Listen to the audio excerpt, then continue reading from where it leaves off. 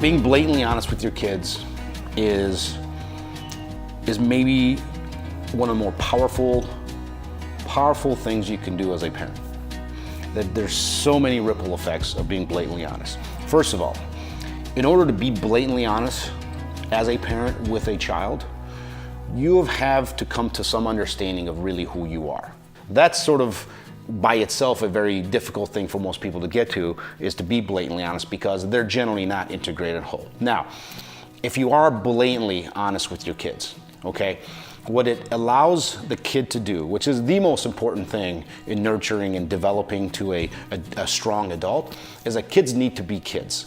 They need to feel all the emotions. They need to operate with their own identity and their own unique brand.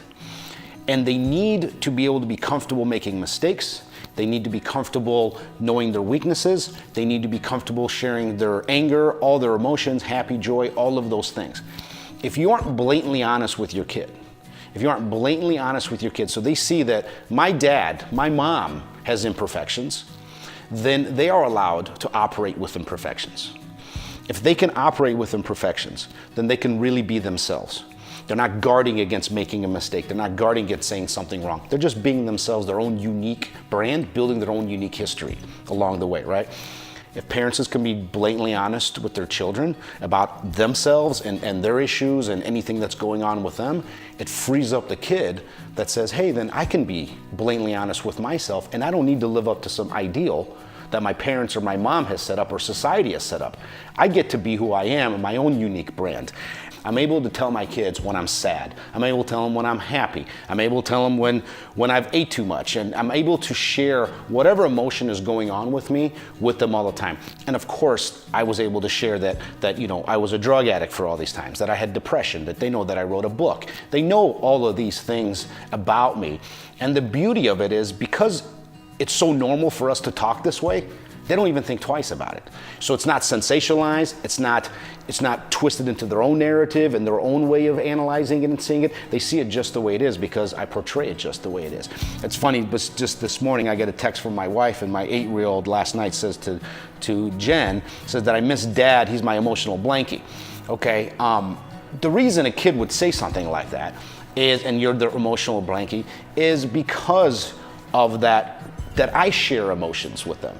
I share my frustrations, I share my wins, I share my losses, I share my weaknesses, and I share my strengths. They know it all. I don't just talk about my strengths.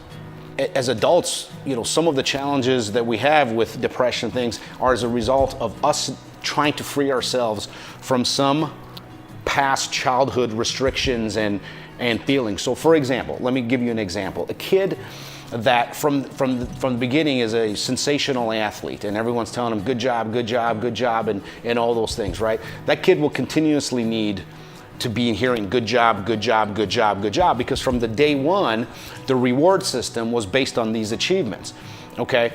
Then all of a sudden, the kid becomes an adult, okay, and every single day is trying to win at everything. He's trying to win at everything every single day. Why is that person trying to win at everything every single day? Because the grandiosity will burst. The self-esteem will burst the second he has a failure. So some would say, well, that kid had a great life. His parents encouraged him. He did great. What they didn't do was say, it's okay to fail. There was no need that you had to win at everything. You just happened to be talented, so good for you. But he never organized himself that he could fail and have those things and that be okay. Had he was able to fail and have and experience all those feelings and all the challenges and all the hurt that comes from losing and all those things, he would integrate himself and be that's okay, that is okay. I'm still the person I am.